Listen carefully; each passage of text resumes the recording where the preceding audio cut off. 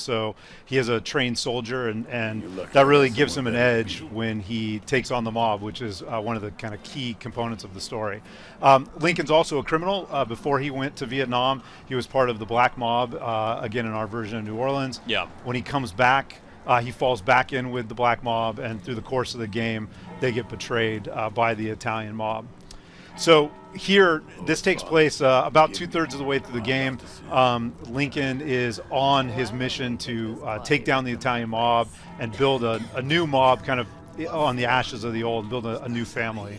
And one of the ways he's doing that is by taking down various criminal rackets. So he's learned throughout the course of the game that there is a drug dealing operation going on in the back alleys of the French ward and places like this cemetery. And he can go ahead and head into the cemetery and hunt down informants to find out information about the mob and the racket, maybe get involved in a little bit of a firefight, all in the process of working his way up to some of the crime bosses that run the drug operation in the city. Right. So now I'm a big fan of the series. Illusion Softworks did the first 2 games, and now, but it's been taken in-house here at your studio at Hangar 13, which is a lot of former 2K Marin folks. And what have you sort of tried to keep from the first 2 games, and what sort of have you made a concerted attempt to kind of evolve and update or change? Sure, yeah. So again, we're all very, we're watching all this combat. It's kind of hard to focus. So one of the things you'll notice about Lincoln, I think, right away is that, again, he does move like a soldier. One of our mantras on the team is own the battlefield. So we really want you to feel like you move like a trained soldier, that you can use that training to take on large groups of mobsters. Lefty. Yeah, that's actually one of the things we learned when we were doing research. Ambidextrous. With some combat vets, and that's one of the first things they learn is to shoot with both hands, so that they never expose themselves out of cover. There's another new mechanic that we have in the game that's new to the franchise, which is what we call drive like a madman. It's a way to interrogate informants.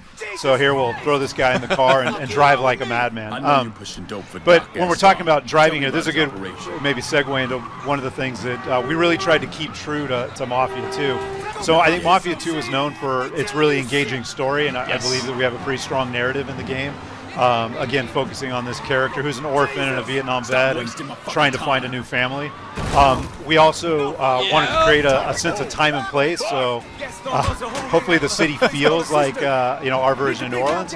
And then the driving model is still very much a physics-based driving model, but we did push the boundaries a little bit. We want you to feel like you're a stuntman in a Hollywood action movie. So some of the reactions are a little bit outsized. We'll see a little bit later some, a little bit of car combat that we really tried to focus on and make sure that was accessible. The other thing that we tried to do is make sure that everything was integrated. So it's truly an open world game in the sense that, you are out, exploring the open world and engaging in the criminal ecosystem of this open world. Here's an example of that where I've learned that this drug den through the course of that interrogation is actually hidden underneath this jazz club called the Big Mouth Jazz Club.